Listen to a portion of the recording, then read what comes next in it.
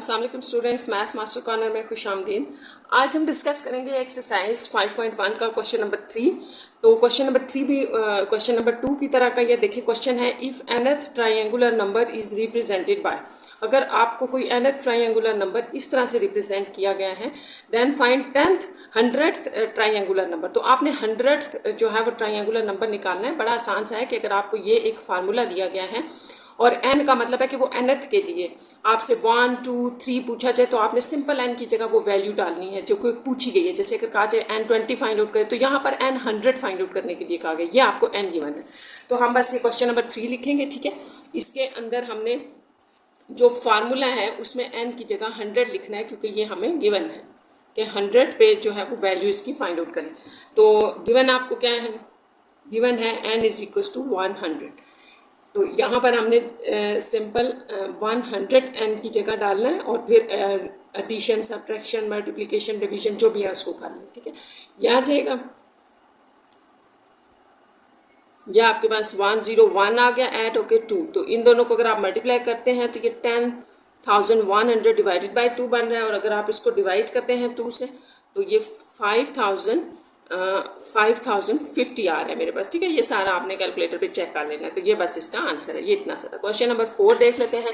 Question number 4 में क्या है, तो 4 की पहले स्टेटमेंट देखिए क्या है। इफ़ पी ऑफ एक्स, आपको पी ऑफ एक्स ये कोई फार्मूला दिया गया है, डी ऑफ एक्स के लिए अलग दिया गया है, एंड क्यू ऑफ एक्स ये 3 दिए गए हैं फार्मूले। Show that P of 2 divided by Q of 2। आगे है शो दैट p ऑफ 2। तो इसका मतलब है कि ये जो आपको p दिया है इसमें x की जगह 2 डाल के बताएं, जो वैल्यू आ रही है उसको q ऑफ 2 यानी कि q में 2 डाल के, ये है सॉरी q में 2 डाल के बताएं। इन दोनों को डिवाइड करने से क्या d ऑफ 2 आ रहा है, तो ये हमने शो करना है। तो बहुत आसान है, देखिए सारी हम वैल्यूज लिख लेते हैं कि आपके पास जो है क्वेश्चन में p ऑफ x क्या है। सबसे पहले p ऑफ x लिखते हैं, x² प्लस 2x माइनस 15 है। इसी तरह d ऑफ x है आपके पास गिवन x माइनस 3 और q ऑफ x गिवन है x प्लस 5। तो आपने करना क्या है कि शो दैट, यहाँ आपने बताना है कि p of 2 divided by q of 2, ये आपने फाइंड आउट करना है और इसको इक्वल होना चाहिए d ऑफ 2 के इक्वल। तो इसका मतलब है कि सारी जो आपको तीनों ये फार्मूलाज दिए हुए हैं इनके अंदर हमने ये 2 डालना है, ठीक है। तो यहाँ 2 डालें, जरा देखिए आपके पास क्या आ रहा है। p ऑफ x तो जो था ना, इसको चले अगेन लिख लेते हैं। ये आपके पास ये था, इसमें आपने p ऑफ 2 यानी कि x की जगह यहाँ पर आप 2 डाल रहे हैं, तो 2 का स्क्वायर जहाँ जहाँ x है वहाँ 2 डाल दें और इसको सॉल्व कर लें। तो ये आपके पास 4 प्लस 4 माइनस 15, तो ये 4 और 4 8 हो जाएगा। 8 माइनस 15 जो है वो आपके पास -7 आ जाएगा, ठीक है। ये इसका रिजल्ट है p ऑफ 2 का। अब ये आपने याद रखना है। नेक्स्ट हम निकालते हैं q ऑफ 2 निकाल रहे हैं हम, तो q ऑफ 2 लिख लेते हैं। q ऑफ x पहले लिखें कि q ऑफ x आपको क्या गिवन है, x प्लस 5। तो q ऑफ 2 क्या होगा, 2 प्लस 5, तो ये आपके पास आ गया 7। ये भी आ गया। अब d ऑफ 2 निकालना है, तो पहले d ऑफ x लिख लेते हैं। d ऑफ x था x माइनस 3, तो d ऑफ 2 क्या होगा, 2 माइनस 3, तो ये आ गया -1। अब ये सारी वैल्यूज हम डाल लेते हैं। देखें p ऑफ 2 है आपके पास -7, q ऑफ 2 है 7 और d ऑफ 2 है -1। तो जो आपको फार्मूला गिवन था वो क्या था, p of 2 divided by q of 2 निकालें, ठीक है। तो ये p ऑफ 2 आपके पास क्या आ गया, -7, q ऑफ 2 7, इनको डिवाइड करने से आपस में -1 आ गया है, जो कि d ऑफ 2 के इक्वल है। तो इसका मतलब हुआ कि ये आपके पास प्रूव्ड हो गई कि जो p ऑफ 2 और q ऑफ 2 को डिवाइड किया तो हमारे पास d ऑफ 2 आ गया। तो ये यहाँ तक कंप्लीट हो गया, ठीक है। आसान सा क्वेश्चन था। नेक्स्ट आप इसी तरह क्वेश्चन नंबर 5 देख लें। इसमें क्या है, क्वेश्चन नंबर 5 है इफ g ऑफ x। अब आपको एक g ऑफ x ये फंक्शन दिया गया, फाइंड g ऑफ -1/3। तो इसका भी बड़ा आसान सा मतलब है कि आपने x की जगह पर ये वैल्यू -1/3 पुट करनी है, ठीक है। तो इसको स्टार्ट करते हैं। क्वेश्चन नंबर 5 में आपको g ऑफ x गिवन है 1/2x³ प्लस x/2 प्लस 2 और g ऑफ -1/3 आपने फाइंड करना है। तो ये भी बड़ा आसान सा है। आपने क्या करना है कि x की जगह ये वैल्यू डाल देनी है। तो यहाँ पर डालें सर, g ऑफ -1/3 से हमारे पास क्या आ जाएगा, 1/2। x की जगह हम ये वैल्यू डालें तो -1/3 यहाँ आ जाएगा, ऊपर क्यूब है क्योंकि ये x के ऊपर क्यूब था, प्लस x -1/3 डिवाइडेड बाय ये x डिवाइडेड बाय 2, तो ये अब आपने x ये रिप्लेस कर दिया डिवाइडेड बाय 2 प्लस 2।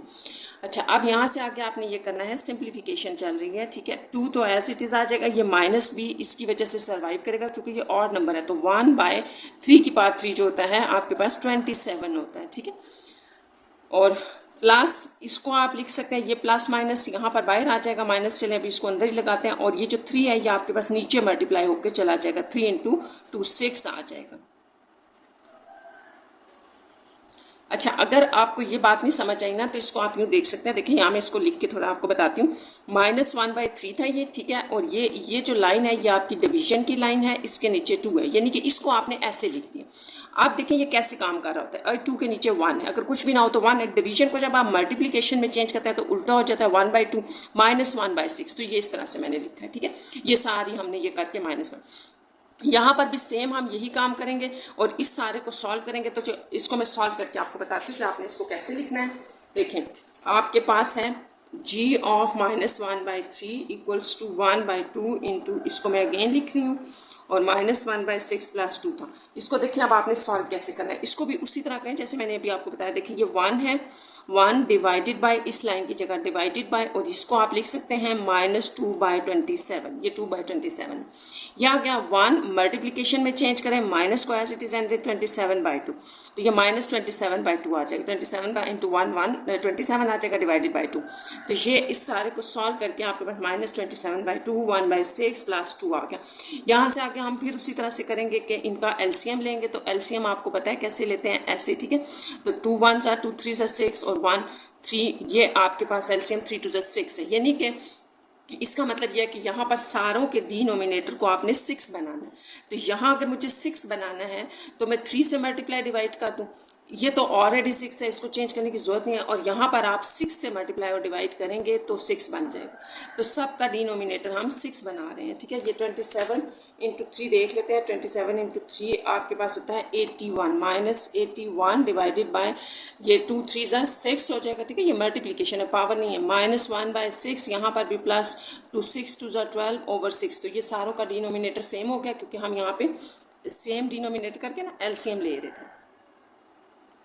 तो ये आ गया, इस सारे को अब आप कैलकुलेटर पे सॉल्व कर लें, ठीक है। तो ये आपके पास आ रहे हैं -70/6। तो यहाँ इसको आप आंसर नहीं कर सकते क्योंकि ये ऊपर एक बड़ा नंबर है, नीचे छोटा है ना, तो इसको डिवाइड भी करना पड़ेगा। माइनस एज इट इज रहने दीजिए, 6 1 6, ये वही डिवीजन है जो आप करते हैं, 6 1 अगेन आ जाएगा 6 और 4। तो इसको आप कैसे लिखेंगे? अच्छा, एक तो आप इसको यूं भी लिख सकते हैं, दूसरा आप पहले इसको ना डिवाइड कर लें। अभी ये डिवाइड हो रहा है ना, कटिंग हो रही है, 2 3 6, 2 3 6 और 2 5 10, तो इसको डिवाइड कर लें, ये ज़्यादा इजी रहेगा। इसकी निस्बत आप स्टूडेंट्स इसको डिवाइड कर लें, 3 1 3 5 आ जाएगा, फिर 3 1 3 2, तो ये आपके पास इस तरह से बनेगा कि माइनस एज इट इज रहेगा। ये देखें, इसको लिखने का तरीका, पहले लिखेंगे 11 फिर 2/3, तो ये आपका एग्जैक्ट आंसर है, ठीक है। ये हो गया आपका क्वेश्चन नंबर 5।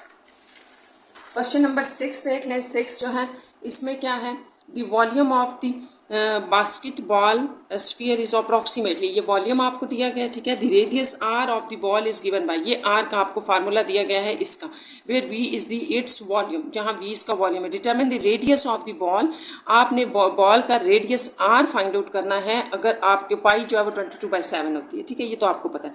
और जो वॉल्यूम है वो आपको ये दिया हुआ है सेंटीमीटर में, तो हम ये जो आपको वॉल्यूम दिया ये वी की जगह पुट करते हैं, पाई की वैल्यू डालेंगे और सॉल्व करेंगे। तो क्वेश्चन नंबर 6 स्टार्ट करते हैं। सबसे पहले क्वेश्चन नंबर 6 लिख लेते हैं। आर है आपके पास 3v/4 पाई, और ये है आपके पास ट्यूब। अच्छा, अब आपको पता है पाई आपके पास होता है 22/7, ये आपने याद भी रखना है, ना गिवन होना तब भी आपको आना चाहिए।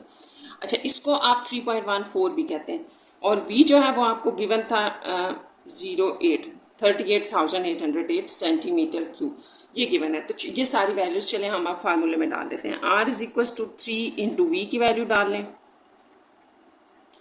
ओवर 4 पाई की जगह मैंने 3.14 लिख दिया है, ठीक है। और फिर इसके ऊपर आपको पता है 1/3 का रूट है। अच्छा, अब ये सारे आपने कैलकुलेटर पे ही करने हैं। इन दोनों को मल्टीप्लाई करके मैं लिख रही हूँ, आपने भी स्टूडेंट्स चेक कर लेना है। ये वैल्यू आएगी डिवाइडेड बाय, इनको मल्टीप्लाई करने से 12.56 आ रहा है मेरे पास, ठीक है, 1/3। आप इन दोनों को जब आप डिवाइड करते हैं ना, तो डिवीजन से हमारे पास आ रहा है 9269.4 होल पावर 1/3। और इसकी जब आप कैलकुलेटर के ऊपर 1/3 ले लेंगे पावर, तो तकरीबन 21.00 आ रही है, और ये सेंटीमीटर। तो इस तरह से ये आपका रिक्वायर्ड रेडियस होगा, जो कि फाइंड आउट करने के लिए कहा गया था। तो यहाँ पर आपकी ये 5.1 एक्सरसाइज का 6 क्वेश्चन कंप्लीट हो गया, और 5.1 भी कंप्लीट हो गई है। तो अगर आपका कोई क्वेश्चन हो स्टूडेंट्स, तो कमेंट्स बॉक्स में कमेंट कर दिया करें, ठीक है। Take care.